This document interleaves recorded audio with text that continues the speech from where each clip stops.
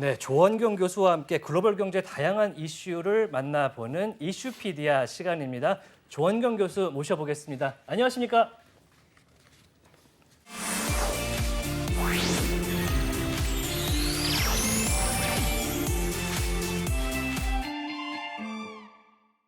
네, 최근에 물가가 굉장히 높은 수준, 특히 미국에서 이 소비자 물가 지수가 8.3% 이상 8월에 또 나오면서 이제 글로벌 경기 그리고 주식 시장에도 큰 영향을 주고 있습니다. 뭐 계속 하락세를 보이고 있는 최근인데 오늘 관련해서 경기 침체에는 주가가 하락을 하는가라는 주제로 조원근 교수님과 이야기 나눠보도록 하겠습니다. 자, 제가 이제 말하면서도 침체라는 단어를 쓰고 있는데요. 이게 사실 쉽사리 쓰면 안 되는 단어로 제가 알고 있습니다. 그러게요. 뭐 경기 침체를 규정하는 특별한 기준 뭐 이런 게 있을까요? 통상적으로 이제 예. 경기 침체 얘기할 때는 이게 실질 GDP가 두 분기 이상 예. 마이너스로 되는 경우 역성장이라고 그러죠. 예. 근데 사실 지금 논란이 되는 거는 미국이 물가가 워낙 높다 보니까 예. 실질 GDP라는 개념을 써면은 네. 당연히 이제 굉장히 명목이 아닌 실질로 보았을 때는 예. 마이너스가 된단 말이에요. 예. 네. 근데 이상하게 미국의 지금 고용률은 완전 고용이고 실업수당 청구는 네. 건수는 계속해서 줄어든단 말이에요. 예. 네. 뭐 이런 상황에서 월가에서는 침체 아니지 않냐. 뭐 꼭 그렇게 뭐 경기 침체를 규정할 필요가 뭐가 있느냐. 네네. 또 이제 미국에서 전미경제연구소라는 데가 있어요. 예. 이제 그 전미경제연구소에서는 이제 여러 가지 이제 그 지표들을 감안합니다. 뭐 개인 소비 실질 소비 지출이라든지 또 보면은 상무성에서 이번에 발표한 거 보면은 네. 또 소비 지출은 또 조금 늘었더라고요. 네네네. 예, 그리고 고용률 뭐 그다음에 도소매 판매, 네. 산업 생산, 또 개인 소비 개인의 실질 소득 뭐 이런 것들을 보고 이런 것들이 몇 달 동안 깊고 넓게 뭐 하락하고 뭐 이렇게 광범위한 어떻게 현상이 있을 때 네. 이거를 이제 진단하는데 이게 그 2000년 그러니까 이후에는 한 3번 정도 그 경기 침체다 이렇게 한 것 같아요. 저번에 네. 한번 말했던 것 같은데요. 네, 뭐 달러 인덱스 얘기할 때. 닷컴 버블이라든지 네. 뭐 가장 최근의 침체가 그러면은 글로벌 금융위기 이제 팬데믹 예. 이렇게 네. 근데 이제 그 달러는 그때 인덱스 할 때는 팬데믹 때도 우리가 1,400은 안 1,300도 안 찍었거든요. 예. 근데 네네. 지금 굉장히 이례적인 현상인 거고요. 예. 그렇게 이제 보는데 지금 아직은 전미경제연구소에서는 침체라고 하지 않았고요. 사실 뭐 미국보다도 미국 이외의 국가들이 문제 아니에요. 네, 지금 현재는 이제 뭐 달러를 보면은 야 미국 경제는 그래도 금리를 올리면 하다. 그런데 다른 나라들은 이제 지금 0.75%를 이제 유럽에서 올리는 것 자체가 굉장히 예상하기가 어려웠던 그렇죠. 일이었잖아요. 예. 그리고 지금 이제 8월 물가가 나온 다음에 미국에서도 지금 그 1% 울트라 얘기도 나오고. 네. 울트라 스텝이 이제 20% 정도로 뭐 이제 네. 자꾸 뭐 매일매일 바뀌기는 합니다. 그런 가능성을 열어두고 있고 저희가 이제 11월이나 12월쯤 되면은 물가가 이제 정상적으로 0.25%로 갈 거라고 생각을 했었는데 네. 이제 그렇게 보지 않는 경향이 높아졌어요. 네. 물론 이제 작년에 연말로 갈수록 물가가 가팔라졌기 때문에 이제 그 올해 말에 이제 인플레이션율이 전년 동월 대비로 낮아질 가능성은 충분히 어느 정도 있지만 연준이 목표로 하는 타겟이 2%잖아요. 그렇죠. 2%로 가는 길이 생각보다 쉽지 않다. 굉장히 길 것 같다. 그리고 또 한 가지가 이제 저희가 이제 그 나라마다 저기 그 주거비를 그 네. 물가에 대입하는 게 달라요. 하우징이라 그러죠. 예. 그러니까 미국이 제일 높아요. 미국이 이제 32% 정도 하는데 그럼 한 네네. 3분의 1 정도 되는 거잖아요. 근데 미국은 이제 작아도 내가 누구한테 빌려줄 수 있잖아요. 네. 그까지 서베이를 해서 이걸 합니다. 근데 이제 실제 그 민간에서 나온 지표하고 미국 공식적으로 나오는 물가 반영 지표하고가 괴리가 있고 약간 그래서 집값 상승분이 물가에 더 반영되다 보니까 이제 물가 상승률이 더 높아 보이는. 더 높아질 수 있는데 네. 다른 나라에 비해서는요. 네, 다른 나라에 비해서. 그런데 네. 그거를 충분히 현재 반영하고 있는지가 불분명하다는 거죠. 이제 후행성이 있다. 그러면 이제 물가가 더 이제 보면은 유가가 내려갔기 때문에 물가가 대충 내려간 거 아닌가, 좀 내려갔을 거라고 좀 생각을 했어요. 근데 보니까 유가가 내려갔음에도 불구하고 다른 것들이 안 내려갔단 말이에요. 그리고 이제 하우징이 워낙 크다 보니까 그리고 또 하우징이 정말 지금 현재 상태를 충분히 반영하고 있는가. 물론 이제 미국의 주택 시장이 다른 나라들보다 좋았고 올해도 그렇지만 이제 지금 약간 안 좋은 기미로 가고 있습니다. 예, 그리고 그런 상황에서 이제 저희가 이제 유심히 이제 관찰할 것들이 좀 몇 가지가 있는 것 같아요. 예. 이제 그게 이제 장단기 금리 역전이라는 네, 부분인데요. 네, 네, 네. 예. 이게 보통 일반적으로는 이제 10년물 미국 국채 말씀하시는 네, 거잖아요. 네, 네. 10년물이 있고 2년물이 있는데 네. 요거의 차이점을 좀 먼저 좀 살짝 짚어주시면 좋을 것 같은데. 이제 뭐 저희가 단기 금리 할 때는 이제 잔존 만기 2년짜리를 네. 보통 말하는 거고요. 만기 2년짜리. 예, 그 앞에도 물론 뭐 MMF도 있고 뭐 1년짜리도 있고 네, 짧은 게 있지만. 초단기 있지만 대표적으로 2년물짜리를 얘기를 하고요. 예. 그게 어제 제가 보니까 3.8620이더라고요. 네. 그리고 이제 이거는 둘 다 이제 기준금리하고 굉장히 상관성이 많습니다. 예. 기준금리를 올리면은 이제 굉장히 높아지는 거고. 같이 네, 높아지네. 네, 네. 예. 그리고 이제 10년물이 이제 어제 3.4490이었어요. 네. 그러면 지금 차이가 4.2 정도 나잖아요. 네, 2년물도 높네요. 0.42. 네. 죄송합니다.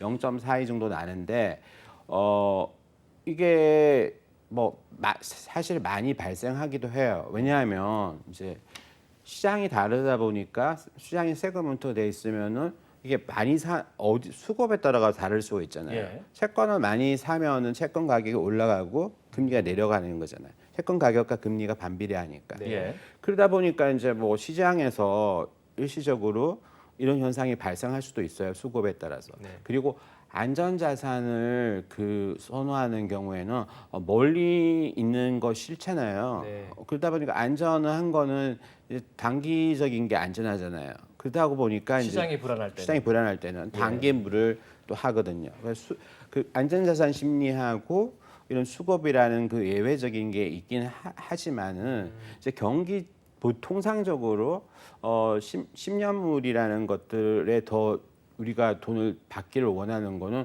불확실성 때문이잖아요. 예. 그리고 경제가 성장한다면 또 줘야 되는 거고요. 왜냐하면 우리 은행에 가서 항상 생각하는 것은 장기로 돈을 저금할 때가 이자가 더 높은 거잖아요. 네네. 그러니까 이게 상당히 예외적인 거고요. 그러다 보니까 지금 또 미국의 그 10년물도 있지만 30년물도 있어요. 네. 근데 이것도 역전이 되는 현상이 발생한 적이 있어요. 근데 지금은 10년물과 30년물이 아직은 역전은 되지 않았는데 그 차이가 거의 미미하다는 거고요. 네. 이게 그 캐나다 같은 경우에는 7월에 울트라 스텝을 했어요. 사람들이 잘 모르고 계시는데 1%를 올렸어요. 1% 올렸어요. 아. 네. 그래서 지금 올려서 몇 프로예요, 캐나다는? 뭐 제가 네네. 몇 프로는 잘 모르겠습니다. 근데 이제 올리고 난 다음에 장단기 금리가 50 BP 이 정도로 차이가 나요. 그러니까 이제 울트라 스텝을 내느냐 이게 우리가 지금 되게 중요한 거는 이 시점에서 미국이 최종 종착역인 그 금리가 그러니까 원하는 몇 프로인가. 기준금리 수준이 예. 어느 어느 정도가 될 것인가. 이게 되게 신기한 거거든요. 근데 제가 되게 우려되는 건 뭐냐면 지금 이제 뭐 1% 다음 금리 인상 나왔지만 보수적으로 0.75% 올라간다고 하더라도 3.25%가 되잖아요. 그죠? 네, 예. 그렇죠. 올해 3월 달에 0.25%였으니까 네. 6개월 만에 거의 3% 올랐어요. 예, 근데 이게 이제 과거에 한번 생각해 보면 94년도 같은 경우에 그때 미국이 이제 3% 금리를 이제 2배에서 6%까지 1년 동안 올리고 나서 남미 쪽에 다 무너지고 아, 그렇죠. 동아시아 무너지고 그게 예. 우리 IMF 연결되고 예. 그러니까 이게 되게 큰 수치란 말이에요. 그렇게 그렇죠. 됐을 때 과연 그리고 3.25에서 끝나는 게 아니라 더 올리겠죠. 4%까지 갔을 때 우리는 이제 그 4%까지 상황이 가는 거는 보통- 지금은 그냥 열려 있다고 당연히 생각해야 되는 네네네. 거고 연말에요. 그 이상이었을 때 이제 4.5 정도, 4.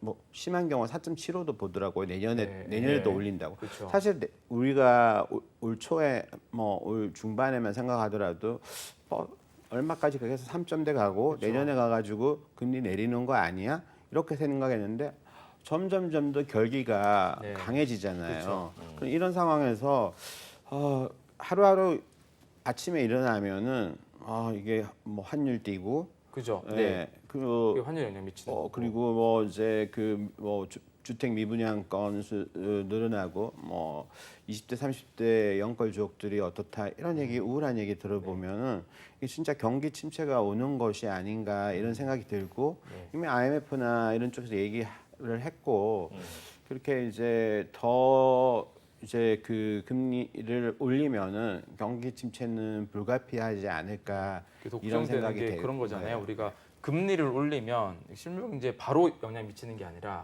네. 거의 6개월 상간에 미친다라고 하잖아요. 네. 그러면 금리 올린 시점이 3월부터였으니까 이게 지금부터 나타나는 거고 그 사이에도 계속 올렸으니까 그죠? 그럼 이게 이제 올해 하반기 내년까지 해서 실제로 나타날 텐데 예.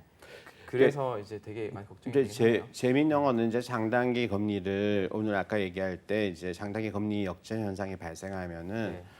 이게 과연 경기 침체가 오는가? 이제 온 적도 있고 안 온 적도 있어요.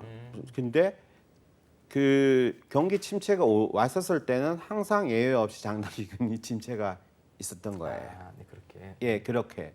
그러면 이제 장단기 금리 침체가 발생하고 난 다음에 경기 침체가 실제 일어나기까지. 왜냐하면 이 사이에 또 뭐 정부가 어떤 정책을 실시할 수 있지 않습니까? 네. 그러니까 뭐 잘해서 침체가 안 일어날 수도 있는 거고, 뭐 또 일어날 수밖에 없는 상황이 되는 것도 있을 수도 있는 네. 거고.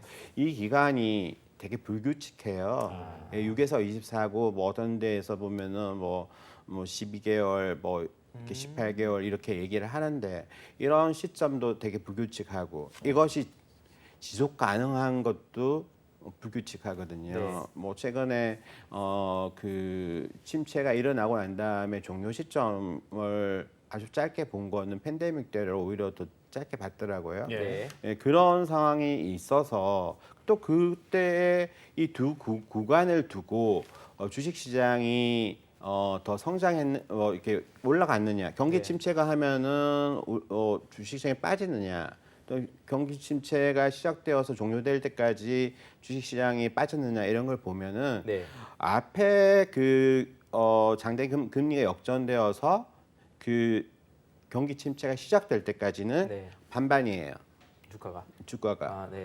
아무래도 뭐 잘해서 노동이 더 안 될 수도 떨어지기도 있고 하고. 네. 예. 그 다음에는 이제 주가라는 것은 선행을 하잖아요. 네. 그리고 경기 침체가 시작되어 가지고 이제 종료될 때까지는 주가가 올랐어요. 예, 오른 경우가 더 많아요. 물론 내린 경우도 있지만은 오른 경우가 네네. 더 많아요. 오히려? 예, 오히려. 예. 그렇기 때문에 지금 사실 네. 미국 월가에서는 경기 침체로 보지 않는 사람들도 분명히 있습니다. 지금 네, 자체는. 맞습니다. 예. 그래서 미국의 경제가 펀더먼탈, 그러니까 체력이 튼튼하기 때문에 금리를 충실하게 더 많이 올릴 것이다. 이런 전망이 나오는데 저희가 오늘 이런 얘기를 하는 이유도 이 다음 주죠. 이제 9월 21일 날 미국 FOMC 회의가 또 열리기 때문에 금리가 상당히 많이 올라가게 되면은 글로벌 주식 시장에 많은 영향을 미칠 것이다. 그는 요번에는 당연하다고 생각해요. 왜냐하면은 이제 저희가 6월 1일 날부터 QT를 했지 않습니까? 네. 근데 이제 저희 우리나라 예산이 700조잖아요. 예. 그런데 이제 1,400원 환율을 했을 때 올해까지 한 700조를 쿼티테이티브 타이트닝, 그러니까 돈을 흡수하는 거예요. 양적 빨아들이는 거예요. 긴축이죠. 양적 네. 긴축이죠. 예. 근데 지금 금리를 그렇게 올리고 있고 또 양적 긴축을 그렇게 하고 있는데 이게 내년까지는 1조 5천억, 우리나라 GDP가 1조 7천억 8천억 달러잖아요. 예. 근데 1조 5천억 달러를 빨아당긴단 말입니다. 네. 그리고 이제 이걸 뭐 심한 경우에 3조 달러까지 빨아당기겠다. 이게 사실 약간 급주는 거죠, 계속해서. 네. 왜냐하면 이런 식으로 해가지고 실제로 뭐 2017년, 19년에 해는 것도 양도 별로 안 많았고 또 사실 2018년 때 우리 4분기 때 뭐 주식시장 굉장히 안 좋았지만 네. 결국 그 다음에는 금리를 내렸잖아요. 그래서 이게 뭐 저희가 어떻게 펼쳐질지를 모르지만 주가라는 것이 결국은 뭔가 하면은 이제 여기서 이제 제가 강조하고 싶은 것은 재미있는 뷰인데 이제 주가는 경제가 아니다. 왜 주가가 주가는 경제가 아니다. 예, 어떻게 왜 주가는 경제가 아니다고 생각하세요? 저는 그렇게 생각하진 않는데요. 한번 생각해 보세요. 예.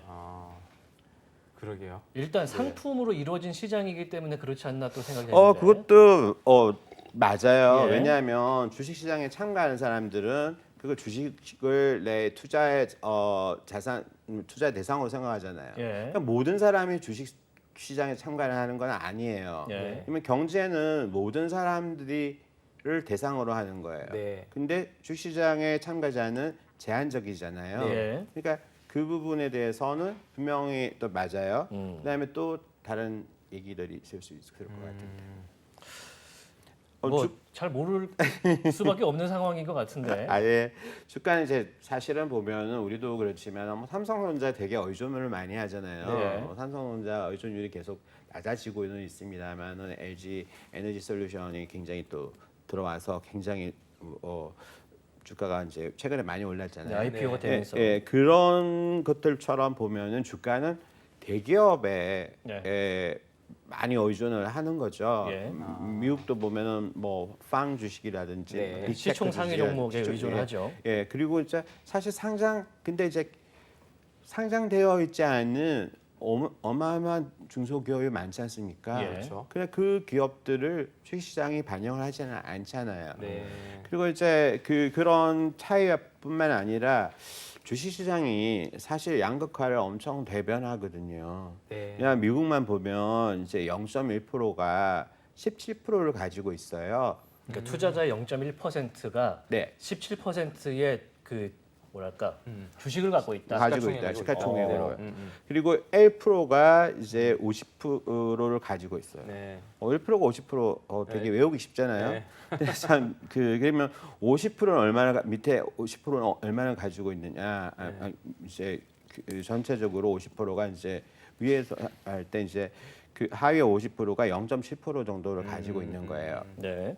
그래서 이렇게 보면은 양극화가 심하네요. 양극화가 굉장히 심하고 그래서 이제 주식시장이라는 것이 부자를 대변하는 것은 아닌가 하는 거고 네. 또 더더군다나 주식은 미래를 바라보고 있지만 경제는 현실의 땅에 이제 괴리가 있다는 말씀이시죠. 디디고 있다는 거죠. 예. 이거하고 이거 다른 거고 우리가 주가 할 때 그 뭐라고 그러나요? 저 밸류에이션을 이제 구할 때 이익에다가 그 멀티플을 얼마를 주느냐는 거잖아요. 네, 네. 멀티플이라는 게 이제 결국은 이제 성장 네. 이런 걸 말하는데 그 성장을 얼마를 주는 것이 이제 정당한가 하는 거에 따라서 산업에 따라서 기업에 따라서 이제 다 다른데 뭐 그게 뭐 어떤 사람들은 이제 매출액 정가세를 볼 수도 네, 있는 네. 거고 네. 그런 상황에서 이제 주가를 움직이는 요인들이 옛날에는 이게 주가는 경제가 아니라는 부분을 되게 강조를 했어요. 왜냐하면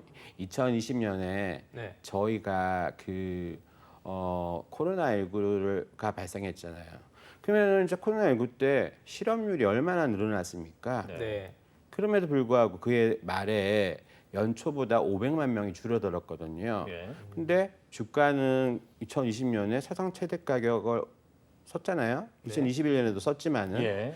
그러면은 주가가 그런 어떤 실업자 수나 이런 것들을 반영하느냐. 물론 아까 말한 것처럼 미래를 쳐다보고 있고 예. 이거 하지만 그때는 유동성이라는 힘이 밀고 간 거고요. 그 속에서 개개인들의 일상의 everyday life, 일상의 삶을 주가가 반영을 하는 것은 아니었던 거죠. 그러면은 구신 보시기에 주가를 움직이는 가장 큰 요인은 뭐라고 아, 생각하세요? 물론 그는 기업의 이익이고 네.